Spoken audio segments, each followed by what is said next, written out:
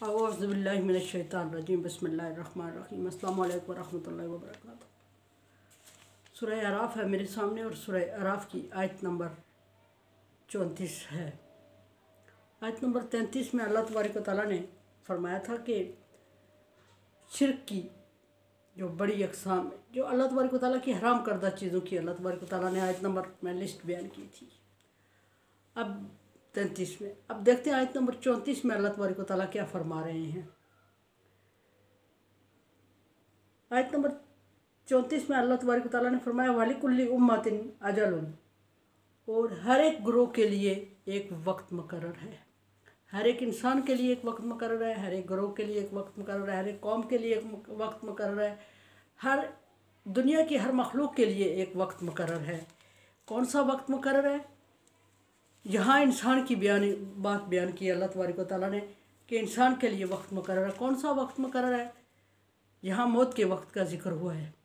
लेकिन सवाल ये है, वक्त की बात जब चल रही है तो सारी चीज़ों का अल्लाह तबारक व तआला ने और सारी कायनात में जितनी यश पाई जाती है मखलूक, हर एक के लिए उसका वक्त मुकर्रर होता है और हर काम के लिए वक्त मुकर्रर होता है।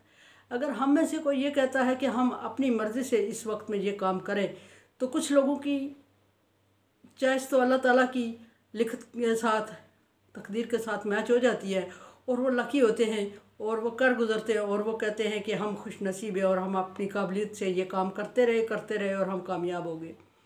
कुछ लोगों का वक्त अल्लाह तबारक व तआला की उसके साथ है तकदीर, लिखी हुई तकदीर के साथ मैच नहीं होता और वो अपनी तय लाख भी कोशिश करते रहे तो कामयाब नहीं होते।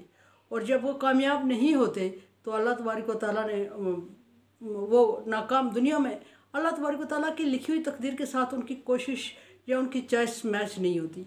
जब मैच नहीं होती तो वो नाकाम लोगों में शामिल होते हैं और दुनिया वो कितने काबिलियत के मालिक हों, कितने काबिल हों, दुनिया उनको नालायक और बेवकूफ़ समझने लगती है। हालांकि हो सकता है कि जो कामयाब हैं, जो जगह पे बैठे हुए हैं, अल्लाह तबारक व तआला की देन है, उनसे वो लोग काबिलियत में ज़्यादा आगे हों जो नाकाम हैं। बस बात है तो अल्लाह तबारक व तआला की लिखत की कि उसने क्या लिखा और किस टाइम के लिए लिखा, हमने क्या कोशिश की और किस टाइम के लिए कोशिश की और हमारी कोशिश क्यों नाकाम हुई किसी की। यहाँ फरमाया कि मरने का वक्त, मौत का वक्त फरमाया, हर एक ग्रोह की बात की, लेकिन यही फार्मूला अप्लाई हो रहा है हर इंसान पर, हर ज़ीरो चीज़ पर। और मेरा ये ख्याल, बल्कि है भी यही हकीकत, कि ज़ीरो से हट के भी बेजान जो चीज़ें हैं उनका भी एक जगह से दूसरी जगह उठ जाना और चले जाना। एक पत्थर भी ईवान के अगर रोड पे पड़ा हुआ है तो 10 दिन सारी दुनिया उसके पास से गुजरती रहेगी, जब तक अल्लाह तबारक व तआला ने उसको दूसरी जगह ट्रांसफ़र होना लिखा नहीं हुआ है, कोई उसको ठुड्डा नहीं मार सकता और वो दूसरी जगह ट्रांसफ़र नहीं हो सकता। जिस टाइम अल्लाह तबारक व तआला ने उसको जगह छोड़ना लिखा हुआ है, कोई अल्लाह का बंदा जानदार बेजान चीज़ उससे टकरा जाएगी और वो अपनी जगह छोड़ के दूसरी जगह हो जाएगा। लेकिन यहाँ से डिफरेंट बात है, फरमाया कि उम्मत ने अजलन, हर एक इंसान के, हर एक ग्रोह के लिए मैंने वक्त मुकर्रर किया हुआ है। फ़ैज़ा जा अजलहुम ला यस्तअखिरून सा वला यस्तक़दिमून, और जब वो मुकर्रर वक्त पूरा हो जाता है तो इंसान लाख कोशिश करे, एक सेकंड उसकी, एक सांस उसकी आगे नहीं बढ़ सकती और एक सेकंड वो पीछे नहीं हो सकता, उसका वक्त पीछे नहीं हो सकता। और इस तरह अल्लाह तबारक व तआला ने उनको मतलब और सेकंड का नहीं, सेकंड से भी कुछ हिस्सा होता है, उतना भी अल्लाह तबारक व तआला ने किसी को मोहलत नहीं देनी। यहाँ वार्निंग के तौर पे अल्लाह तबारक व तआला फरमा रहे हैं कि करते रहें, जो अल्लाह तबारक व तआला के इनकार करते हैं, जो शिर्क करते हैं, जो ईमान लाते हैं, जो इनकार करते हैं, जो तकज़ीब करते हैं, हर एक को अपने हाल पे छोड़ दें। एक वक्त मुकर्रर है उनका और वक्त आएगा तो जाना सब ने अल्लाह की तरफ है और जाना है तो एक सेकंड का आगे पीछे उनका टाइम नहीं होगा। हाँ, वो कितने बड़े लवाजमात इख्तियार कर लें, कितनी बड़ी बड़ी अपनी तरफ से प्रोटेक्शन के इंतज़ाम कर लें, लेकिन अल्लाह के यहाँ एक सेकंड की उनको मोहलत नहीं है और ना उनके लिए आसानी की जाएगी। अगर वो आसानी चाहते हैं, अगर अल्लाह तबारक व तआला ने उनकी तकदीर में नहीं लिखी हुई है तो नहीं होगी। एक दूसरी जगह अल्लाह तबारक व तआला फरमा रहे हैं कि देखो, ज़रा गौर करो कि जब तुम्हारा अजीज़ जान अल्लाह के सुपर्द कर रहा होता है और उस वक्त तुम सारे मिल के उसके पास खड़े होते हो और चाह रहे होते हो कि काश के एक वक्त उसको, एक टाइम हम, एक सेकंड हम उसको अपने पास रोक लें, लेकिन तुम सारे मिलके, सारी दुनिया की जितनी नेमतें तुम्हारे पास हैं उससे कहीं ज़्यादा भी तुम्हारे पास हो जाए, तुम खर्च कर लो तो तुम अपनी मर्ज़ी का एक सेकंड, एक साथ, एक लम्हा उसको नहीं दिलवा सकते। तो ये अल्लाह तबारक व तआला की कुदरत और अल्लाह तबारक व तआला की अपनी इख्तियारात की तरफ इशारा है कि जो मर्ज़ी करते रहे, होगा बिलाखिर वही जो मैं चाहता हूँ और होगा उसी टाइम जिस टाइम मैं चाहता हूँ। इसी तरह बिल्कुल ये तो मौत की बात है, बिल्कुल इसी तरह ईमान लाना भी बहुत बड़ी चीज़ है। ये इतना मामूली चीज़ नहीं होती। अल्लाह तबारक व तआला ने जिस टाइम पे लिखी होती है उस टाइम पे इंसान के नसीब में होता है। अगर अदरवाइज़ अगर इंसान कहे कि मैं अपनी मेहनत से जल्दी कर लूँगा तो इसका सवाल पैदा नहीं होता। और अगर कोई कहे कि किसी की नालायकी से लेट हो गया, इसका भी सवाल पैदा नहीं होता। लाख आप कोशिश करते रहे, लेकिन सवाल यहाँ ये पैदा होता है लैसल इंसान इल्ला मा सआ। अल्लाह तबारक व तआला का ये भी हुक्म है कि इंसान को वो मिल के रहता है जिसकी वो कोशिश करता है। सवाल ये पैदा होता है कि इंसान फिर मेहनत क्यों करता है। मेहनत इसलिए करता है कि वलितत्मइन्न कुलूबुकुम, ये अल्लाह तबारक व तआला लगा देते हैं और एक उम्मीद दिला देते हैं बंदे को और एक तरफ अलग मसरूफ़ कर देते हैं इंसान को, ताकि लिखे हुए वक्त तक पहुँच सके और आगे निकलने की कोशिश कर रहा होता है वो, और मेहनत और कोशिश कर रहा होता है। मेहनत और कोशिश रायगा नहीं जाती, लेकिन बात फिर वही है कि अल्लाह तबारक व तआला तक के लिखे हुए तक मैच करे। और अल्लाह तबारक व तआला मोड़ भी लेता है उस बंदे को जिसकी अच्छी तकदीर में लिखा होता है, अगर अच्छा कुछ लिखा होता है उसको अल्लाह तबारक व तआला अपनी लिखे हुए की तरफ मोड़ लेता है और वो मेहनत भी उसी तरह कर रहा होता है और चाह भी उसी तरह रहा होता है जिस तरह अल्लाह तबारक व तआला। बहुत लकी और खुशनसीब लोग होते हैं जिनको अल्लाह तबारक व तआला मोड़ ले, या जिनकी सोच अल्लाह तबारक व तआला के तकदीर लिखी हुई तकदीर के साथ मैच हो जाए, तो अल्लाह तबारक व तआला उनको कामयाबी कर देता है। लेकिन हमारी कोशिश कुछ परसेंट कामयाबी देती है, 10% भी नहीं। तकदीर होती है। तकदीर के बारे में अल्लाह तबारक व तआला ने किसी को बताया भी नहीं और अंधेरे में रखा उसको, ना उसको कोई पढ़ सका ना लिख सका और ना उस तक कोई पहुँच सका ना उसको कोई समझ सका। तो यहाँ अल्लाह फरमा रहा है कि लाख इनकी कोशिश होती रहे, अल्लाह तबारक व तआला एक सेकंड उनको आगे पीछे नहीं करेगा जो उसने लिखा हुआ है। इसी तरह ज़िंदगी में अगर किसी ने किसी अच्छाई तक पहुंचना है, कोई अच्छा काम कर गुजरना है, ईमान बहुत बड़ी चीज़ है, छोटी सी भी अगर कोई नेकी करनी है तो अल्लाह तबारक व तआला ने उस तक लिखी हुई होती है और अल्लाह तबारक व तआला ख़ुद मोटिवेशन करके बंदे को वहाँ उस तक पहुँचा देता है, या दिल में जगह बना लेता है, या फिर अल्लाह तबारक व तआला उसका दिल उस तरफ मोड़ लेता है, दिमाग जहन मोड़ लेता है और उसके कदम उस तरफ मुड़ जाते हैं जो अल्लाह चाह रहा होता है और वो होके रहता है। या बनी आदम, अल्लाह तबारक व तआला ने फिर बनी आदम को ख़िताब किया। बनी आदम से फिर मैं कहूँगी तमाम इंसानियत मराद है। ऐ इंसानियत, इम्मा यातियन्नकुम रुसुलुन मिनकुम, मैं तुमसे वादा करता हूँ। जब अल्लाह तबारक व तआला ने आदम को जन्नत से निकाला था और आदम और जो हव्वा अलैहिस्सलाम जन्नत से निकाले गए और बहुत परेशान हो गए, दर दर हो गए। जब वो दर बदर हो जाते हैं तो वो बहुत परेशान होते हैं और अल्लाह तबारक व तआला उनको दुआ सिखाते हैं। और दुआ क्या सिखाते हैं? रब्बना ज़लमना अनफुसिना इन लम तग़फिर लना व तरहमना लनकूनन्ना मिनल खासिरीन। अल्लाह, हमने अपने आप पर जुल्म किया और अगर तूने हमें माफ़ ना किया, हम पर रहम ना किया, तो हम नुकसान उठाने वालों में से हो जाएंगे। ख़ुद अल्लाह तबारक व तआला ने उनको ये दुआ सिखाई और फिर वो जब दुआ का विर्द पूरा हुआ, टाइम पूरा हुआ, वो दुआ पढ़ते रहे और जब वो दुआ का टाइम पूरा होता है तो अल्लाह तबारक व तआला उनकी दुआ कबूल करते हुए उनको जन्नत में दाखिले की इजाज़त दे देते हैं। और जब इजाज़त देते हैं तो साथ ये भी अल्फाज हैं अल्लाह तबारक व तआला के उस वक्त के, क्या इंसानियत, तुम्हारे पास मेरी तरफ से रसूल आते रहेंगे, यानी हदायत का इंतज़ाम होता रहेगा। अल्लाह तबारक व तआला ने किसी कौम को हदायत का इंतज़ाम किए बगैर उसको सज़ा नहीं दी।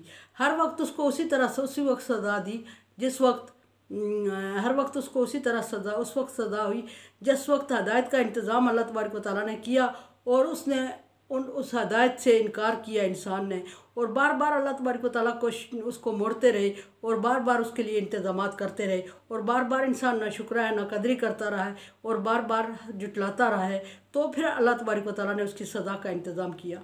यहाँ भी अल्लाह तबारक व तआला इसी आयत को दोहरा रहे हैं, फरमा रहे हैं कि आदम अलैहिस्सलाम की औलाद से कि बनी आदम, मेरी तरफ से तुम्हारे पास रसूल दुनिया में ज़रूर आते रहेंगे। ये उस वक्त की बात है जब अल्लाह तबारक व तआला ने आदम और जन्नत को दुनिया से निकाला और फिर जन्नत में डाला, जन्नत से निकाला और फिर जन्नत में डाला और फिर औलाद आदम को जन्नत में सरवाइव करने के लिए छोड़ दिया। तो उस वक्त अल्लाह तबारक व तआला ने फरमाया कि मेरी तरफ से तुम्हारे पास रसूल आते रहेंगे। या कुछ रसूलों की ड्यूटी और काम और इख्तियारात भी बता दिए फिर बनी आदम को, फरमाया कि यकुस्सु अलैकुम आयाती, और वो मुसलसल मेरी आयात तुम्हारे सामने ज़िक्र करते रहेंगे और पढ़ के सुनाते रहेंगे, उनकी ये ज़िम्मेदारी होगी। और ये आयतें क्या निशानियाँ होंगी, हदायत होगी, और अल्लाह तबारक व तआला उसको हदायत का इंतज़ाम उसके लिए करते रहेंगे और हम मुसलसल उसको फेरते रहेंगे और उसके लिए रसूल भेजते रहेंगे। और जब रसूल को जो मानेगा तो वो कामयाब होगा, और अगर किसी ने नहीं माना तो वो फिर नाकाम। फरमाया कि हमन तक जो ईमान ले आएगा मेरे रसूलों पर वासलहा, और अपने अमाल को संवार देगा, नेक अमाल करने लगेगा और रसूल के बताए हुए रास्ते पर चलने लगेगा, उसके लिए मेरी तरफ से इनाम होगा। और इनाम क्या होगा? छोटी मोटी चीज़ नहीं, इनाम वो नहीं है जो हम बच्चे के पास होने पे बच्चे को दे देते हैं या कोई किसी की शादी पे किसी को गिफ्ट दे देते हैं। अल्लाह के इनाम की कोई हद नहीं है। अल्लाह तबारक व तआला फरमा रहे हैं कि जो मेरे रसूलों को मानेगा और मेरी हदायत पर अमल करेगा और कदर करेगा तो उसके लिए मेरी तरफ से इनाम होगा। ला खौफुन अलैहिम वला हुम यहज़नून, ना उन्हें अगले आने वाली ज़िंदगी का खौफ रहेगा और ना पिछली का दुख रहेगा जिसको ज़ाया कर चुके हैं। यानी पीछे अगर वो ईमानदार नहीं थे, ईमान वाले नहीं थे, मोमन नहीं थे और पूरी ज़िंदगी गुनाह करते आए हैं तो उनके गुनाह बख्श दिए जाएंगे ईमान लाने के बाद, और उनके गुनाहों को नेकियों में बदल देते अल्लाह तबारक व तआला। वह सनाजिदुल मुहसिनीन का वादा भी है, एहसान करने वाले यानी अच्छे तरीके से ईमान लाने वाले के लिए ज़्यादा देने का वादा है। गुनाहों को माफ़ करना तो हर हालत में है, डन है, और ये 100% छोटी है कि जो ईमान लाएगा उसके पिछले गुनाह माफ़ हो जाएंगे। फिर ये भी वादा है कि गुनाहों को नेकियों में बदल दिया जाएगा।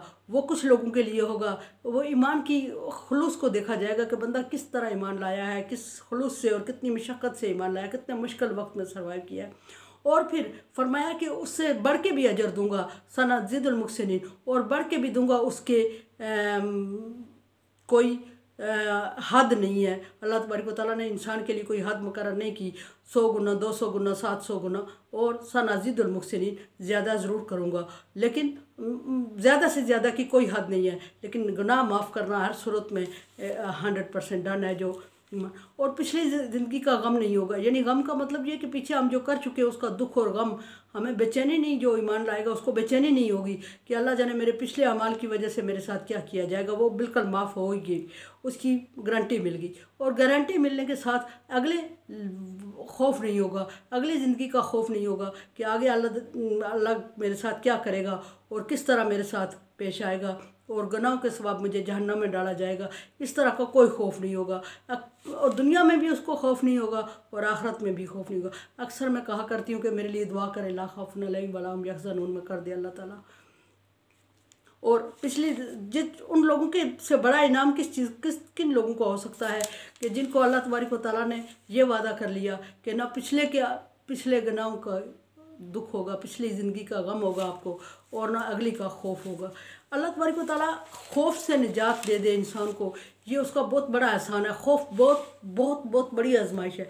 आजमाइशें अल्लाह तबारक व तआला की तरफ से आती हैं, और आजमाइशों में सबसे बड़ी आजमाइश जिसको जिक्र किया गया और सबसे पहली वो खौफ की है। बज़ाहिर हम समझते किसी चीज़ का खौफ, दुनिया में दुनियादारी का खौफ, तनाही का खौफ, इवन के अखराजात ना पूरे होने का खौफ, औलाद की बेरहमी का खौफ, अपनी इज़्ज़त का खौफ, और बच्चों की लादनीयत का खौफ, और आखिरत की ज़िंदगी का खौफ, और जो भी जिस किस्म का भी खौफ हो, खौफ बहुत बड़ी आजमाइश है।